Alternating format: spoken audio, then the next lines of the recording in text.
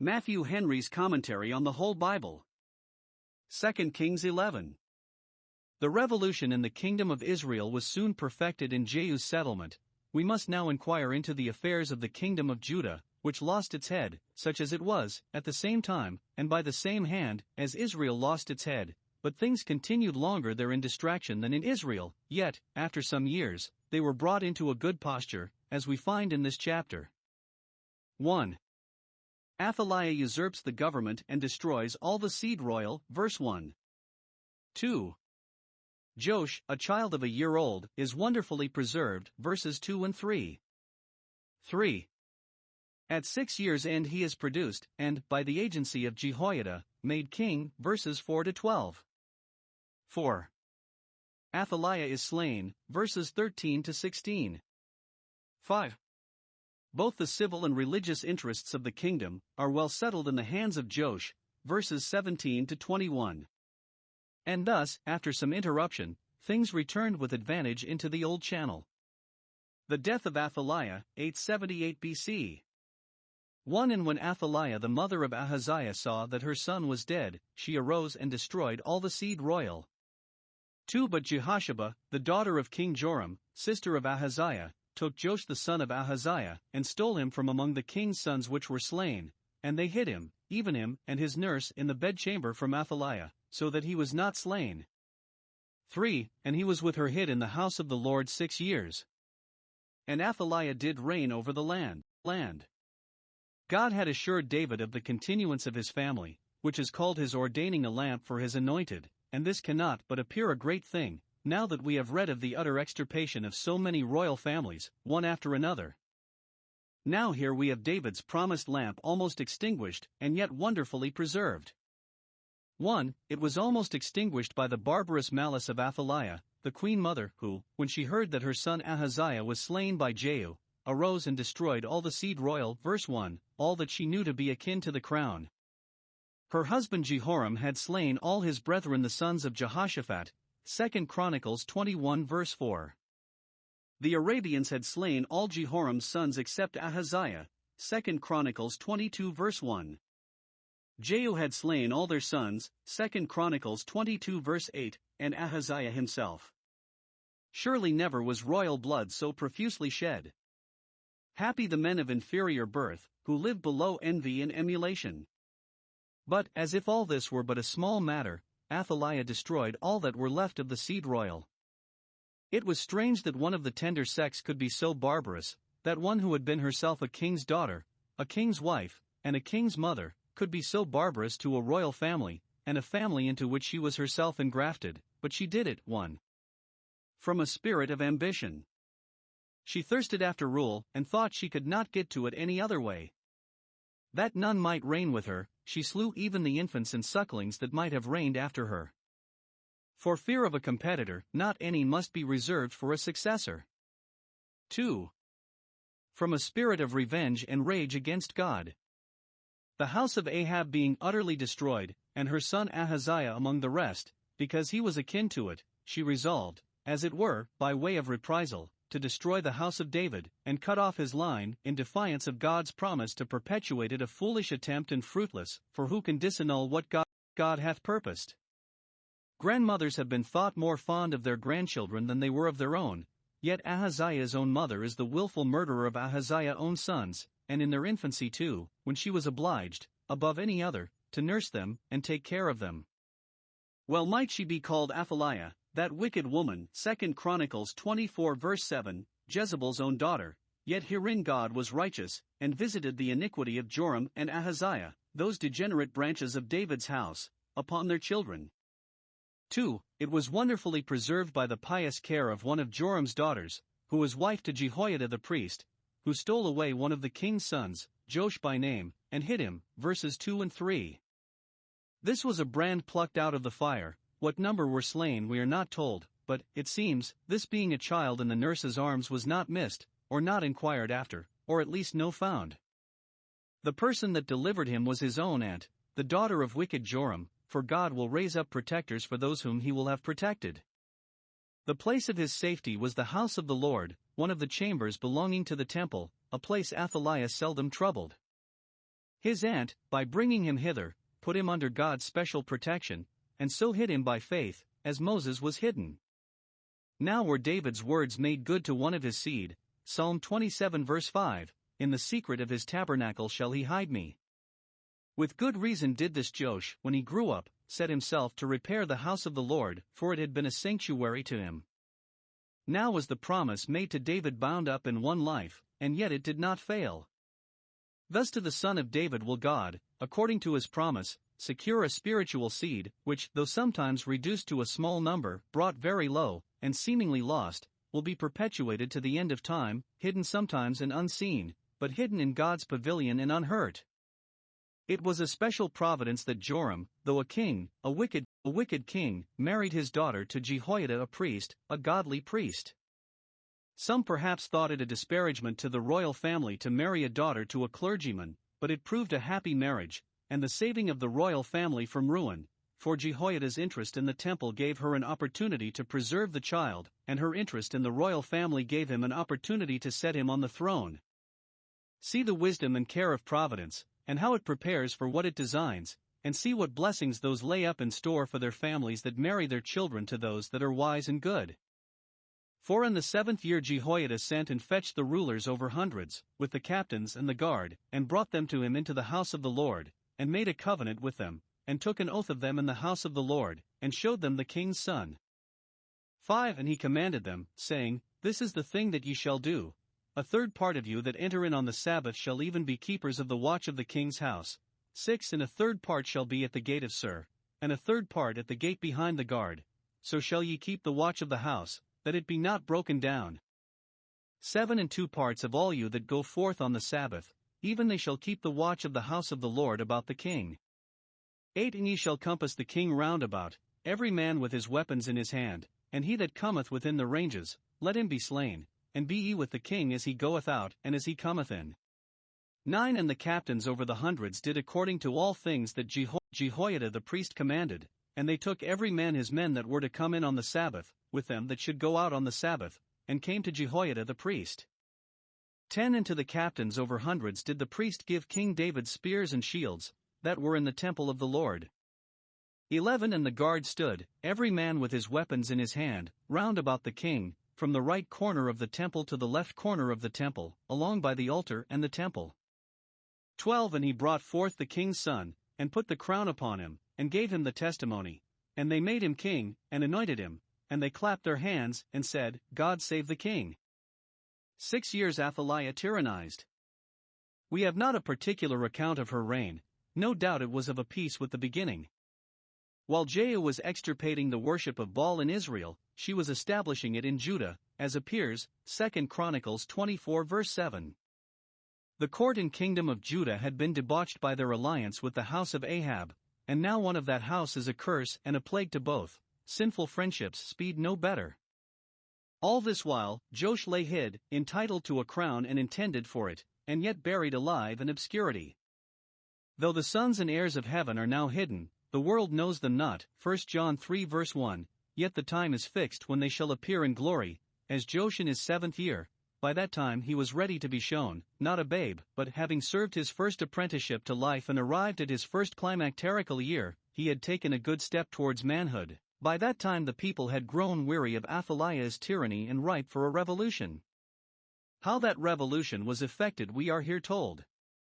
1. The manager of this great affair was Jehoiada the priest, probably the high priest, or at least the Sagan, as the Jews called him, or suffragan to the high priest. By his birth and office he was a man in authority, whom the people were bound by the law to observe and obey, especially when there was no rightful king upon the throne, Deuteronomy 17 verse 12. By marriage he was allied to the royal family, and, if all the seed royal were destroyed, his wife, as daughter to Joram, had a better title to the crown than Athaliah had. By his eminent gifts and graces he was fitted to serve his country, and better service he could not do it than to free it from Athaliah's usurpation, and we have reason to think he did not make this attempt till he had first asked counsel of God and known his mind, either by prophets or Urim, perhaps by both. 2. The management was very discreet and as became so wise and good a man as Jehoiada was.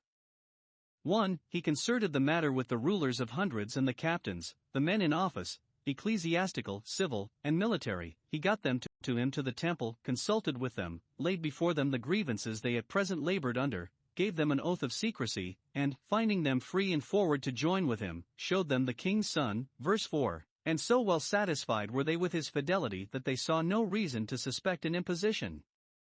We may well think what a pleasing surprise it was to the good people among them, who feared that the house and lineage of David were quite cut off, to find such a spark as this in the embers. 2. He posted the priests and Levites, who were more immediately under his direction, in the several avenues to the temple, to keep the guard, putting them under the command of the rulers of hundreds. Verse 9. David had divided the priests into courses, which waited by turns. Every Sabbath day morning a new company came into waiting, but the company of the foregoing week did not go out of waiting till the Sabbath evening, so that on the Sabbath day, when double service was to be done, there was a double number to do it, both those that were to come in and those that were to go out. These Jehoiada employed to attend on this great occasion. He armed them out of the magazines of the temple with David's spears and shields, either his own or those he had taken from his enemies, which he devoted to God's honor. Verse 10. If they were old and unfashionable, yet those that used them might, by their being David's, be reminded of God's covenant with him, which they were now acting in the defense of. 2 things they were ordered to do. 1. To protect the young king from being insulted, they must keep the watch of the king's house. Verse 5. Compass the king, and be with him. Verse 8. To guard him from Athaliah's partisans, for still there were those that thirsted after royal blood. 2. To preserve the holy temple from being profaned by the concourse of people that would come together on this occasion. Verse 6. Keep the watch of the house, that it be neither broken through nor broken down, and so strangers should crowd in, or such as were unclean. He was not so zealous for the projected revolution as to forget his religion. In times of the greatest hurry care must be taken, ne detrimentum capiat ecclesia, that the holy things of God be not trenched upon. It is observable that Jehoiada appointed to each his place as well as his work. Verses 6 and 7, for good order contributes very much to the expediting and accomplishing of any great enterprise. Let every man know and keep and make good his post, and then the work will be done quickly. 3. When the guards were fixed, then the king was brought forth. Verse 12. Rejoice greatly, O daughter of Shaun. For even in thy holy mountain thy king appears, a child indeed, but not such a one as brings a woe upon the land, for he is the son of nobles, the son of David. Ecclesiastes 10 verse 17, a child indeed, but he had a good guardian and, which was better, a good God to go to. Jehoiada, without delay, proceeded to the coronation of this young king, for, though he was not yet capable of dispatching business, he would be growing up towards it by degrees. This was done with great solemnity. Verse 12. 1. In token of his being invested with kingly power, he put the crown upon him, though it was yet too large and heavy for his head. The regalia, it is probable, were kept in the temple, and so the crown was ready at hand. 2. In token of his obligation to govern by law, and to make the word of God his rule, he gave him the testimony, put into his hand a Bible, in which he must read all the days of his life. Deuteronomy 17 verses 18 and 19. 3. In token of his receiving the Spirit, to qualify him for this great work to which he before was called, he anointed him. Though notice is taken of the anointing of the kings only in case of interruption, as here, and in Solomon's case, yet I know not but the ceremony might be used for all their kings, at least those of the house of David, because their royalty was typical of Christ's, who was to be anointed above his fellows, above all the sons of David. 4. In token of the people's acceptance of him and subjection to his government, they clapped their hands for joy, and expressed their hearty good wishes to him. Let the king live. And thus they made him king, made him their king, consented to, and concurred with, the divine appointment. They had reason to rejoice in the period now put to Athaliah's tyranny, and the prospect they had of the restoration and establishment of religion by a king under the tuition of so good a man as Jehoiada. They had reason to bid him welcome to the crown whose right it was, and to pray, let him live, concerning him who came to them as life from the dead, and in whom the house of David was to live. With such acclamations of joy and satisfaction must the kingdom of Christ be welcomed into our hearts when his throne is set up there and Satan the usurper is deposed. Hosanna, blessed is he that comes, clap hands, and say, let King Jesus live, forever live and reign, in my soul, and in all the world. It is promised, Psalm 72 verse 15, he shall live, and prayer shall be made for him, and his kingdom, continually. 13 And when Athaliah heard the noise of the guard and of the people, she came to the people into the temple of the Lord. 14 And when she looked, behold, the king stood by a pillar, as the manner was, and the princes and the trumpeters by the king, and all the people of the land rejoiced, and blew with trumpets, and Athaliah rent her clothes, and cried, Treason, treason. 15 But Jehoiada the priest commanded the captains of the hundreds, the officers of the host, and said unto them, have her forth without the ranges, and him that followeth her kill with the sword. For the priest had said, let her not be slain in the house of the Lord. 16 And they laid hands on her, and she went by the way by the which the horses came into the king's house, and there was she slain. We may suppose it was designed when they had finished the solemnity of the king's inauguration, to pay a visit to Athaliah, and call her to an account for her murders, usurpation, and tyranny, but like her mother Jezebel, she saved them the labor, went out to meet them, and hastened her own destruction. 1. Hearing the noise, she came in a fright to see what was the matter, verse 13. Jehoiada and his friends began in silence, but now that they found their strength, they proclaimed what they were doing. It seems Athaliah was little regarded, else she would have had intelligence brought her of this daring attempt before with her own ears she heard the noise. Had the design been discovered before it was perfected, it might have been quashed, but now it was too late. When she heard the noise it was strange that she was so ill advised as to come herself, and, for aught that appears, to come alone. Surely she was not so neglected as to have none to go for her, or none to go with her, but she was wretchedly infatuated by the transport both of fear and indignation she was in. Whom God will destroy he befools. 2. Seeing what was done she cried out for help. She saw the king's place by the pillar possessed by one to whom the princes and people did homage, verse 14, and had reason to conclude her power at an end, which she knew was usurped. This made her rend her clothes, like one distracted, and cry, Treason! Treason! Come and help against the traitors. Josephus adds that she cried to have him killed that possessed the king's place. What was now doing was the highest justice, yet it was branded as the highest crime. She herself was the greatest traitor, and yet was first and loudest in crying treason. Treason. Those that are themselves most guilty are commonly most forward to reproach others. 3. Jehoiada gave orders to put her to death as an idolater, a usurper, and an enemy to the public peace. Care was taken, 1. That she should not be killed in the temple, or any of the courts of it, in reverence to that holy place, which must not be stained with the blood of any human sacrifice, though ever so justly offered. 2. That whoever appeared for her should die with her, him that follows her, to protect or rescue her, any of her attendants that resolve to adhere to her, and will not come into the interests of their rightful sovereign, kill with the sword, but not unless they follow her now, verse 15. According to these orders, she endeavoring to make her escape the back way to the palace, through the stalls, they pursued her, and there killed her, verse 16. So let thy enemies perish, O Lord.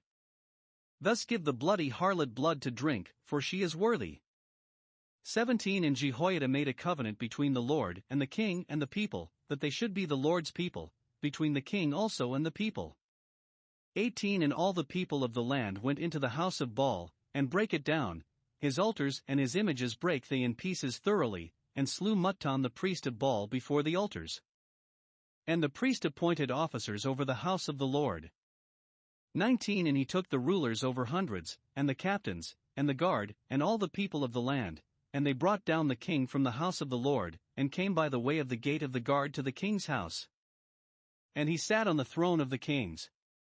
20 And all the people of the land rejoiced, and the city was in quiet, and they slew Athaliah with the sword beside the king's house.